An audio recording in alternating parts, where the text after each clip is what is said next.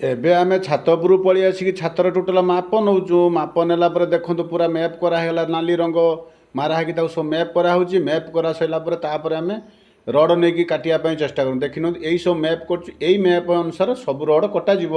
ସିଧା ତଳକୁ ପଳେଇ ଆସିକି ଏବେ ନାଗିଗନୁ ରଡ଼ କାଟିବା ମାପରେ। ଦେଖନ୍ତୁ ଯେଉଁ ହିସାବରେ ରଡ଼ ଆମର ଛାତର ମାପ ନେଇ ଆସୁ ସେଇ ହିସାବରେ ହିଁ ସବୁ ରଡ଼ କଟାଯିବ। ଏବେ ର୍ୟାଣ୍ଡମ୍ କାଟା ଚାଲିଛି ରଡ଼ କାମ।